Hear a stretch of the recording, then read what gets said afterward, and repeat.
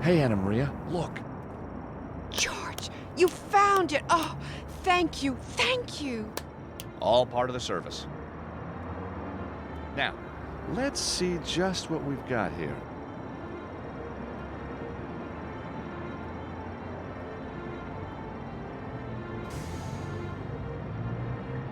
A fairly typical depiction of a fortified European city.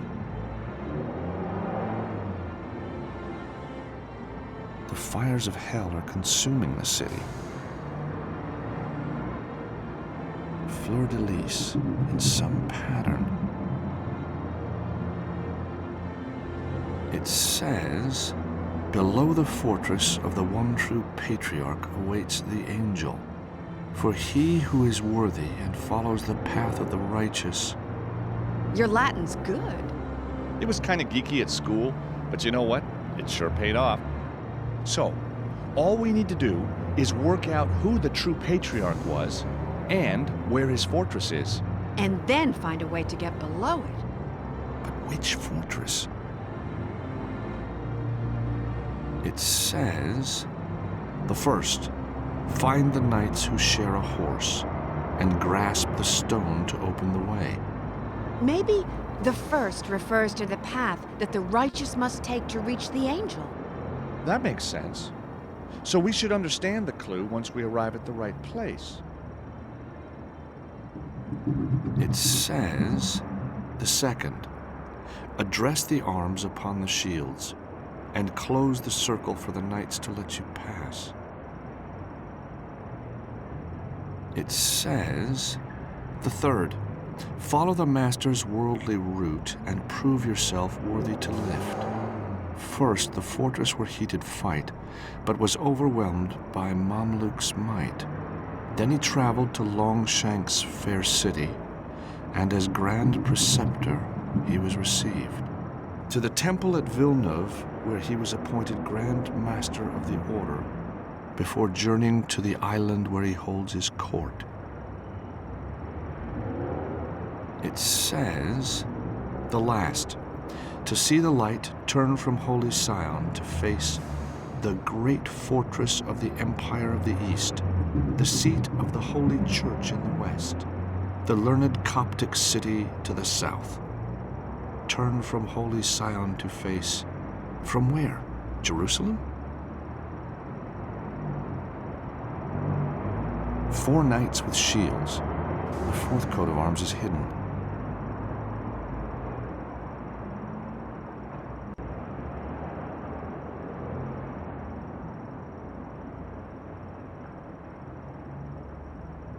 See how the fortified city has minarets? It looks Eastern. A worthy and devout-looking man? Hey, I recognize this. It's Baphomet, the idol that the Templars were accused of worshipping. I really need to find a way to research these subjects. And this looks like St. George, the patron saint of England, fighting the famous dragon. Strange. The city on the right looks Eastern, but it's being defended by a Christian knight. Wasn't St. George English? Actually, he came from Turkey.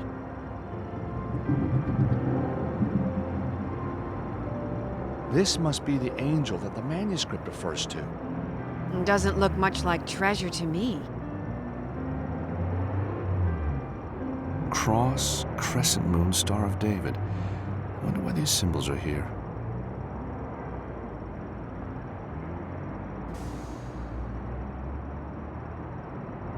Can you decode it, George? Not fully. I need a library or a database. But the streets are too dangerous. Can't we get information online? Well, there is a website, André Lobineau's Society of Antiquarian Knowledge, but I was locked out. Didn't you say that Virgil had hacking skills? Yeah, but he's pretty angry right now. Then get charming.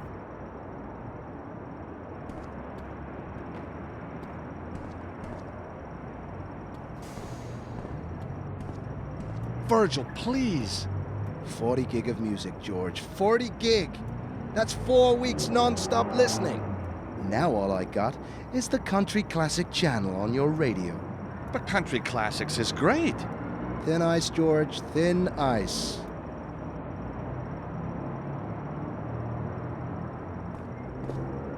Virgil, I know nothing can replace your MP3 player, but I thought this might ease the loss. Well, what do you know? Same model. You steal it? No, certainly not. I'm a lawyer.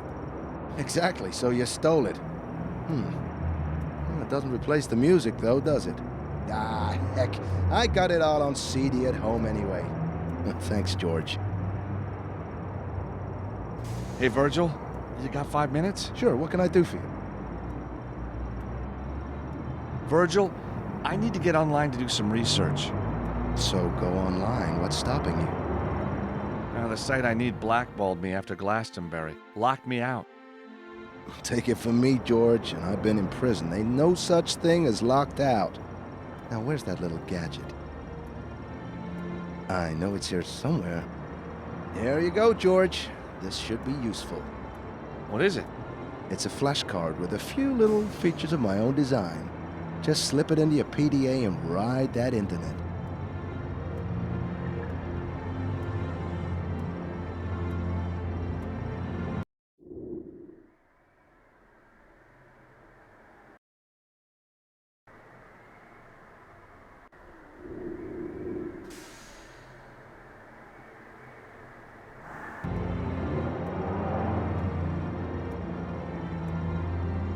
So, what happened after we barricaded ourselves in?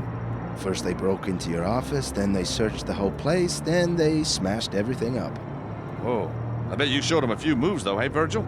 Are you kidding? I was under the desk, man. Oh. Well, so what did they do then? Busted my MP3 player and left. Well, that's some story. What's so funny, man? Well, you under a desk, Virgil. I mean, I wish I'd seen that. You want to keep me as your friend, you better leave it, George. So, how's Anna Maria been holding up? Oh, don't worry about her, man. I talked her into a nice, cool place. Huh? What do you mean? Oh, she's been through a lot, George. She needed a shoulder to lean on. Uh-huh. And you just happen to have one available, huh? You know me, George. Yep, I do.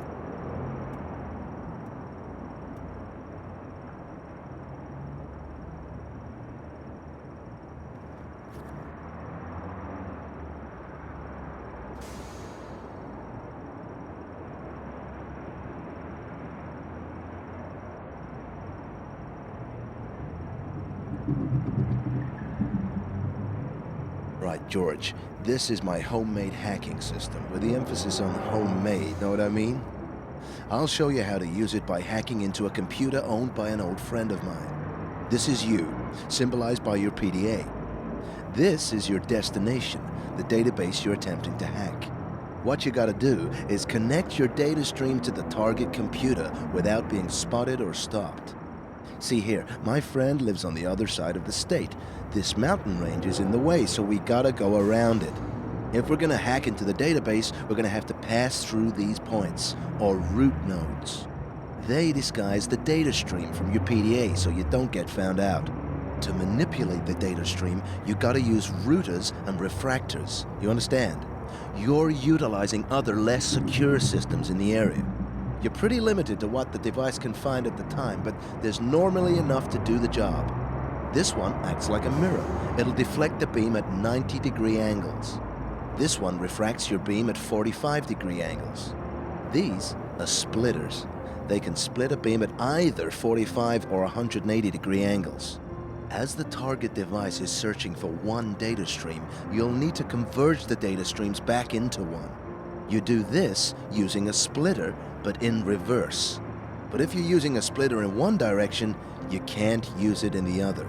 These points are the bad boys. They're nodes, which detect what you're up to and stop your hacking. You gotta be one step ahead of these fellas. Accidentally route your data stream into one of these, and your connections bust open. I recommend you plan your route before you start placing nodes all over the place. So, watch me complete this puzzle.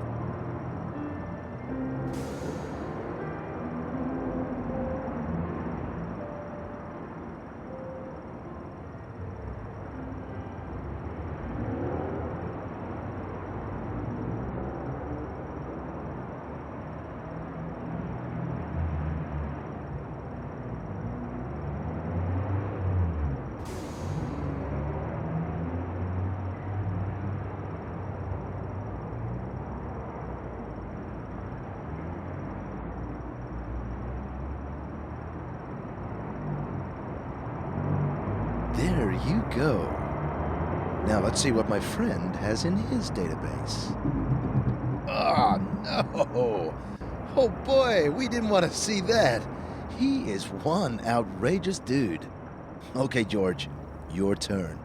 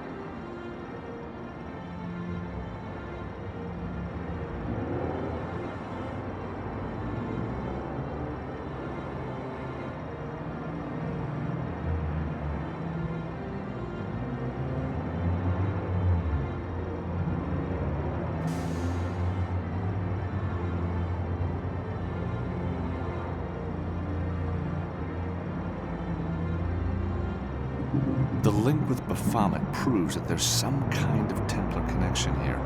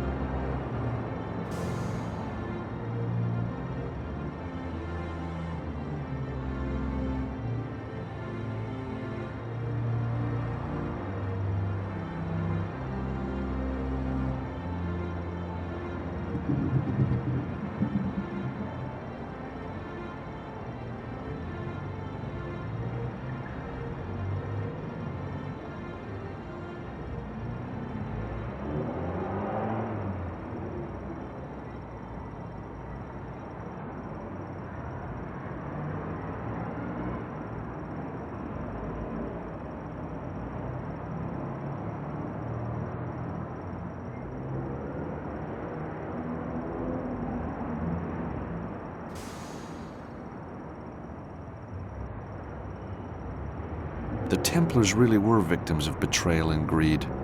Philippe IV, I wonder, did you pay for your sins?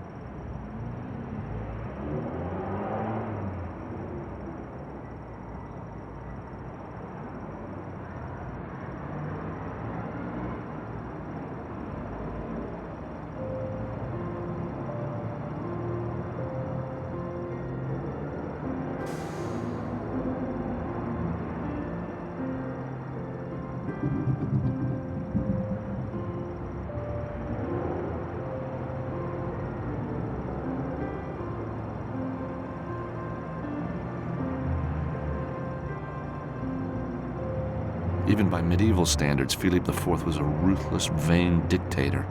His puppet, Clement V, was no better.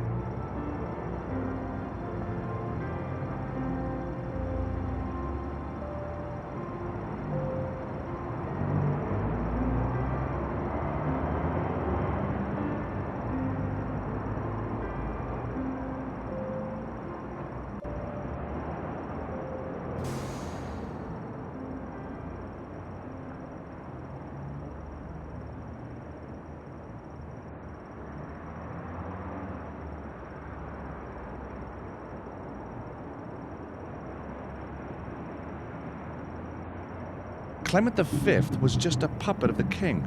Did you know popes used to be regularly attacked by mobs in those days? Can't say I'm surprised. As Napoleon said, history is written by the victors.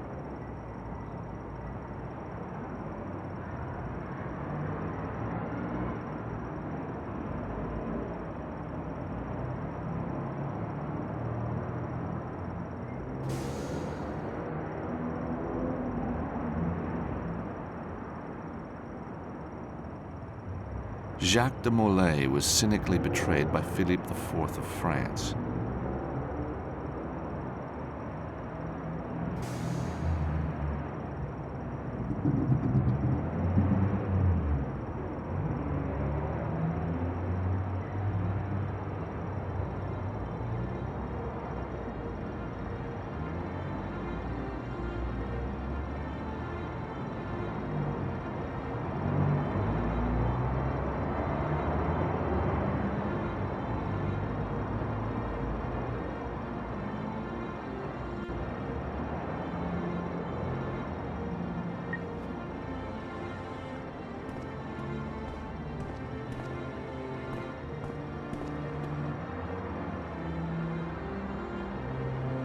A worthy and devout-looking man? Now this must depict Clement V, Pope of Avignon, and Philip's crony. But he certainly can't be the true patriarch referred to in the manuscript. So we just need to work out who exactly is the true patriarch.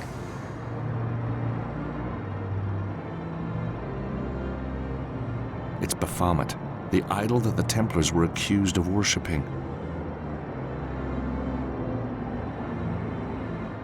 It's an Eastern-looking city. If Clement V is not the true patriarch, and St. George, who came from Turkey, is fighting a dragon below the city of a holy man, who is the true patriarch, Yes? then the city must be Istanbul, which was known as Constantinople in medieval times. And the fortress must be a reference to the old citadel of Constantinople. George, that's amazing! Does it still exist? I don't know, but I bet someone in Istanbul would. George, you are brilliant. Thank you so much for helping me. Hey, I'm having fun. I'd never turn down the chance to search for Templar treasure.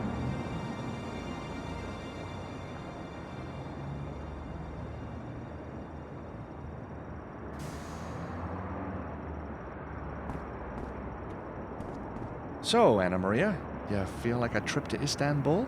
You think we'll find the treasure? We'll have a damn good try.